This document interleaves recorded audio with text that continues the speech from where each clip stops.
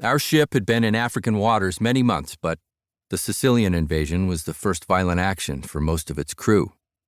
Only 3 or 4 men who'd been torpedoed in the Pacific had ever before had any close association with the probability of sudden death.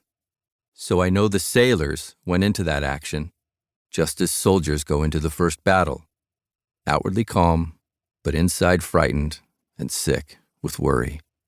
It's the lull in the last couple of days before starting that hits so hard. In the preparation period, fate seems far away, and once in action, a man is too busy to be afraid. It's just those last couple of days when there's time to think too much. One of the nights before we sailed, I sat in the darkness on the forward deck, helping 6 sailors eat a can of stolen pineapple. Some of the men of the group were hardened and mature. Others were almost children. They all talked seriously, and their gravity was touching. The older ones tried to rationalize how the law of averages made it unlikely that our ship, out of all the hundreds involved, would be hit.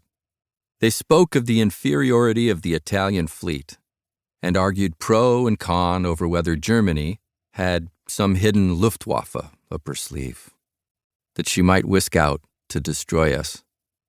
Younger ones spoke, but little. They talked to me of their plans and hopes for going to college or getting married after the war, always winding up with the phrase, "If I get through this fracas alive." As we sat there on the hard deck, squatting like Indians in a circle around our pineapple can, it all struck me as somehow pathetic. Even the dizziest of us knew that before long many of us stood an excellent chance of being in this world no more. I don't believe one of us was afraid of the physical part of dying. That isn't the way it is. The emotion is rather one of almost desperate reluctance to give up the future. I suppose that's splitting hairs, and that it really all comes under the heading of fear. Yet, somehow, there is a difference. These gravely yearned-for futures of men going into battle include so many things. Things such as seeing the old lady again, of going to college, of staying in the Navy for a career, of holding on your knee just once your own kid whom you've never seen, of again becoming champion salesman of your territory, of driving a coal truck around the streets of Kansas City once more, and, yes, even of just sitting in the sun once more on the south side of a house in New Mexico. When we huddled around together on the dark decks, it was these little hopes and ambitions that made up the sum total of our worry at leaving, rather than any visualization of physical agony to come. Our deck and the shelf-like deck above us were dotted with small knots of men talking. I deliberately listened around for a while. Each group were talking in some way about their chances of survival. A dozen times I overheard the same remark. Well, I don't worry about it because I look at it this way. If your number's up, then it's up. And if it isn't, you'll come through no matter what.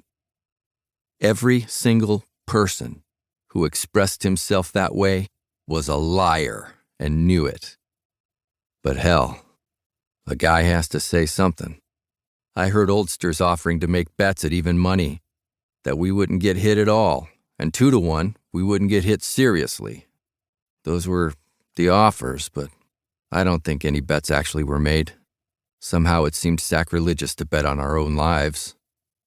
Once I heard somebody in the darkness start cussing and give this answer to some sailor critic who was proclaiming how he'd run things. Well, I figure that captain up there in the cabin has got a little more in his noggin than you have, or he wouldn't be captain, so I'll put my money on him. And another sailor voice chimed in with, "Hell yes, that captain has slept through more watches than you and I have spent time in the Navy." And so it went, on one of the last nights of safety. I never heard anybody say anything patriotic the way the storybooks have people talking. There was philosophizing, but it was simple and undramatic. I'm sure no man would have stayed ashore if he'd been given the chance. There was something bigger in him than the awful dread that would have made him want to stay safe on land. With me, that something probably was an irresistible egoism in seeing myself part of an historic naval movement. With others, I think it was just the application of plain, unspoken, even unrecognized patriotism.